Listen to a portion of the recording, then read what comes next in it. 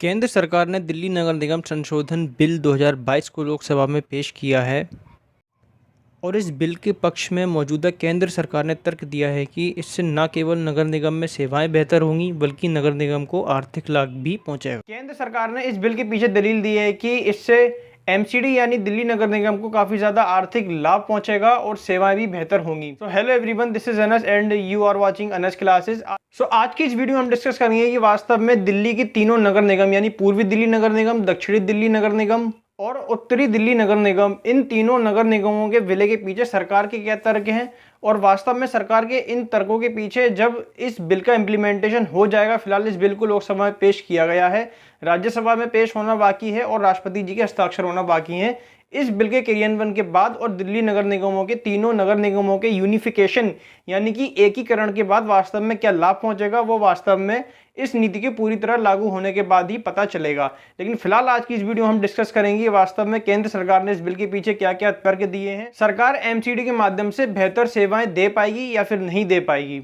नगर निगम का काम जनरली सफाई व्यवस्था देखना, स्ट्रीट लाइट्स रिपेयर करना, प्रॉपर्टी से संबंधित नियम कायदे कानून उसका टैक्स कलेक्ट करना ये होता है और उसके अलावा इनके रेवेन्यू का साधन जो राज्य सरकार उनको देती है और व्हीकल्स के रजिस्ट्रेशन पर जो टैक्स कलेक्ट होता है, इसके अलावा हाउस टैक्स वगैरह, ये सभी नगर निगम की आय के साधन होते हैं। इसके अलावा नगर निगम के क्या क्या फंक्शन, क्या क्या कार्य होते हैं और इनकी इनकम का क्या क्या साधन और क्या सोर्स होता है, वो सारे के सारे फंक्शंस और इनके रेवेन्यू के सोर्स यानी आय के जो साधन है, इसकी डिटेल डिस्क्रिप्शन बॉक्स में दी गई है। अगर आप डिटेल में इनके फंक्शंस और इनकी आय के सोर्स जानना चाहते हैं तो आप डिस्क्रिप्शन बॉक्स में जाकर चेक कर सकते हैं।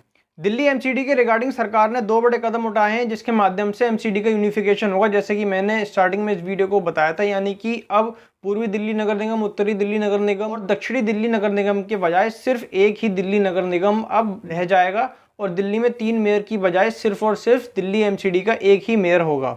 दिल्ली म्युनिसिपल कॉर्पोरेशन यानी एमसीडी की शुरुआत 80 पार्षदों से हुई थी और वर्तमान में इसमें टोटल 272 यानी 272 पार्षद हैं। सरकार ने दिल्ली नगर निगम संशोधन अधिनियम 2022 को लोकसभा में पेश किया है और इसके अलावा 1957 के एमसीडी से संबंधित मूल अधिनियम में भी संशोधन किया है और 1958 में एमसीडी का गठन किया और 1958 में यानी 1958 में एमसीडी का गठन किया गया था। आइए जानते हैं कब कब एमसीडी की कैसे कैसे स्थापना हुई और कब कब इससे संबंधित चुनाव हुए और कब एमसीडी को भंग किया गया। आजादी के बाद से ही लोकतांत्रिक सरकार की सत्ता में आने के बाद दिल्ली के निर्माण में और बुनियादी सुविधाओं के लिए तथा दिल्ली के विकास के लिए 1958 में दिल्ली नगर निगम का गठन किया गया था। उस समय नगर निगम के गठन के बाद दिल्ली के निर्माण और विकास में इसका काफी ज्यादा योगदान रहा था और इसके अलावा देश विदेश के शासक भी निगम के गौरव का इतिहास का हिस्सा रहे हैं। सबसे पहले गठित नगर निगम का चुनाव 1958 में ही हुआ था जिसमें 80 पार्षद चुने गए थे।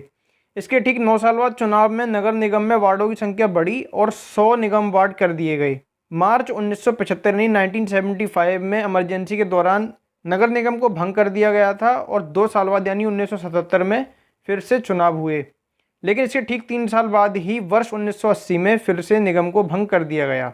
फिर फरवरी 1983 में नगर निगम के चुनाव हुए लेकिन 1990 में फिर से इससे भंग कर दिया गया। इसके बाद फिर से नगर निगम वार्डों की संख्या में बढ़त हुई और कुल वार्ड 134 कर दिए गए। दिल्ली हाई कोर्ट के आदेश के बाद फिर से चुनाव हुए। उस समय 74वें संविधान संशोधन के चलते 1/3 वार्ड महिलाओं के लिए आरक्षित कर दिए गए और वर्ष 2007 में नगर निगम चुनावों में वार्डों की संख्या 272 कर दी गई और इसमें महिलाओं के लिए 50% से अधिक वार्ड आरक्षित किए गए थे। इसके बाद एकीकृत नगर निगम यानी जिस नगर निगम और जैसे नगर निगम की बात सरकार वर्तमान में कर रही है और जो बिल लाया गया है, सेम ऐसा ही नगर निगम 5 वर्ष तक रहा। लेकिन 2022 में तत्कालीन दिल्ली की शीला दीक्षित सरकार में दिल्ली नगर निगम को 3 हिस्सों में बांट दिया गया। शीला दीक्षित सरकार का तर्क ये था कि इससे दिल्ली का विकास बेहतर तरीके से होगा और माइक्रो लेवल पर होगा, यानी 3 एमसीडीज होंगी, उनकी अपने अपने एरिया की अलग अलग एक्सेस, अलग अलग पहुंच होंगी। यानी एक तरीके से देखा जाए तो ये एक छोटा सा डिसेंट्रलाइजेशन था कि ताकि लोगों की एक्सेस, लोगों की पहुंच वहां तक आसानी से हो सके।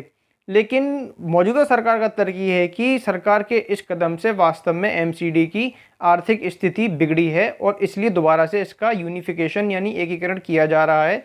यानी वर्ष 2012 में इसको 3 हिस्सों में बांटा गया था लेकिन 2022 में इसको फिर से यूनिफिकेशन या इसका एकीकरण किया जा रहा है। अब इस यूनिफिकेशन या इस एकीकरण के पीछे सरकार ने क्या तर्क दिए हैं, क्या फैक्ट्स दिए हैं, आइए वन बाय वन उनको समझते हैं। सबसे पहला तर्क सरकार का ये है कि बढ़ता आर्थिक संकट। हम काफ़ी समय से सुनते आ रहे हैं कि एमसीडी को पूरा रिफंड नहीं मिल रहा है, एमसीडी की पूरी आय नहीं हो पा रही है, एमसीडी घाटे में चल रहा है। तो इस आर्थिक संकट से निपटने के लिए, इस आर्थिक संकट से उभरने के लिए सरकार ने तर्क दिया है कि एमसीडी यानी तीनों एमसीडी का एकीकरण करने के बाद एमसीडी यानी नगर निगम का आर्थिक लाभ होगा और आर्थिक संकट से एमसीडी उभर पाएगी। दूसरा तर्क सरकार ने यह दिया है कि कर्मचारियों को समय पर वेतन का ना मिल पाना। भाई जब आर्थिक संकट है इसलिए कर्मचारियों को समय पर वेतन नहीं मिल पा रहा। हम देखते हैं जगह जगह कई बार नगर निगम कर्मचारी हड़ताल या फिर प्रदर्शन वगैरह करते हैं कि उनको उनका वेतन टाइम से दिया जाए। इवन जो अभी पीआरटी ज्वाइनिंग हुई भी थी उसमें काफ़ी टीचर्स ऐसे हैं कि 6 महीने से उनको अपनी सैलरी भी नहीं मिली। इसलिए सरकार ने तर्क दिया है कि तीनों नगर निगम के यूनिफिकेशन के बाद सभी कर्मचारियों को समय पर उनकी सैलरी मिलेगी। अगला तर्क सरकार के हवाले से दिया है कि इससे आम लोगों को सुविधा होगी। सरकार का तर्क है कि एमसीडी में मॉडिफिकेशन के बाद वास्तव में आम लोगों को और भी ज़्यादा बेहतर सुविधाएं मिल सकें, क्योंकि अलग अलग रेजिडेंशियल एरिया के लोगों की अलग अलग एमसीडी ऑफिस भी अलग अलग होंगे। लेकिन एमसीडी की यूनिफिकेशन के बाद इस तरह की प्रॉब्लम से भी आम लोगों को और कॉमन सिटीजन को इससे छुटकारा पूरी तरह मिल सकेगा। अगला तर्क सरकार ने दिया है वो ये है कि आय और सेवा में समानता आएगी, यानी कि उत्तरी नगर निगम की आय अलग है, दक्षिणी नगर निगम की आय अलग है और पूर्वी दिल्ली नगर निगम की आय अलग है। यानी 3 एमसीडी हैं, तीनों की इनकम भी अलग अलग है। अब मान लीजिए पूर्वी दिल्ली नगर निगम है, उसकी इनकम अगर अच्छी है तो वो एमसीडी बेहतर सुविधाएं देगा और अन्य 2 एमसीडी हैं वो एमसीडी पिछड़ जाएंगी। भाई जब आय उनकी बेहतर नहीं होगी तो वो सुविधाएं ही बेहतर नहीं दे पाएंगे। तो जिस एमसीडी की इनकम अच्छी होगी वो एमसीडी फैसिलिटीज और सुविधाएं भी अच्छी देगा और जिसकी इनकम ही अच्छी नहीं होगी तो वो एमसीडी बेहतर सुविधाएं नहीं दे पाएगा। तो तीनों एमसीडी अलग अलग होने की वजह से वास्तव में इनकी जो इनकम है उसमें भी असमानता देखी गई थी, इसलिए सुविधाओं में भी असमानता आ रही थी। लेकिन यूनिफिकेशन के बाद आय की समानता होगी और सेवा की भी समानता होगी। तो फ्रेंड्स ये हैं वो तर्क और वो फैक्ट्स और वो दलीलें जो मौजूदा सरकार की तरफ से दी गई हैं एमसीडी का यूनिफिकेशन के पीछे। अब बात करते हैं कि वास्तव में इस यूनिफिकेशन और इस एमसीडी संशोधन बिल 2022 की वजह से केंद्र और राज्य सरकारों में टकराव क्यों बढ़ रहा है। राज्य में यानी दिल्ली जो कि एक केंद्र शासित प्रदेश है, लेकिन इस प्रदेश की अपनी विधानसभा भी है। मौजूदा राज्य सरकार और दिल्ली के मुख्यमंत्री का तर्क ये है कि सरकार ने इस बिल को एमसीडी से कुछ ही दिन पहले लोकसभा में पेश किया है और सरकार वास्तव में एमसीडी इलेक्शंस को टालना चाहती। राज्य चुनाव आयोग ने यह तर्क दिया है कि वो एमसीडी इलेक्शंस की डेट को अनाउंस करने ही वाले थे, लेकिन उन्हें केंद्र सरकार की तरफ से सूचना मिली कि वास्तव में एमसीडी से संबंधित एक बिल लोकसभा में पेश होने जा रहा है, इसलिए अभी चुनाव नहीं कराए जा सकते।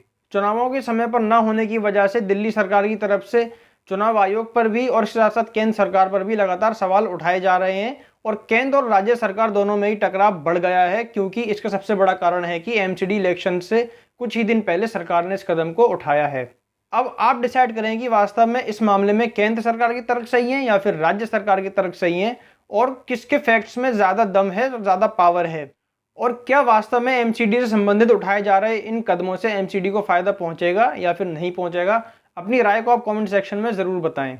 सो ये थी एमसीडी के रिगार्डिंग कुछ इन्फॉर्मेशन। और अब आपकी गली में जो गाड़ी आती है कूड़े की, वो कहती है पूर्वी दिल्ली नगर निगम आपके द्वार, तो वो उस अनाउंसमेंट में भी शायद पूर्वी दिल्ली नगर निगम हट जाए, क्योंकि अब कोई भी पूर्वी दिल्ली और पश्चिमी दिल्ली नगर निगम नहीं रहेगा। यूनिफिकेशन के बाद सिर्फ एक ही नगर निगम, एक ही एमसीडी दिल्ली में रहेगी। सो फ्रेंड्स आज के लिए बस इतना ही। वीडियो पसंद आया तो वीडियो को लाइक कीजिए, अपने फ्रेंड्स के साथ शेयर कीजिए और फ्यूचर में ऐसी ही और इन्फॉर्मेटिव वीडियोस आपको तुरंत मिलती रहें, उसके नोटिफिकेशन तुरंत आपको मिलते रहें। इसके लिए आप सब्सक्राइब बटन को रेड से ग्रे कर दीजिए और साथ साथ और बेल आइकन भी प्रेस कर दीजिए, ताकि जब भी वीडियोस अपलोड हो उसके नोटिफिकेशंस तुरंत आपको मिल जाएं और एक भी वीडियो मिस ना हो पाए।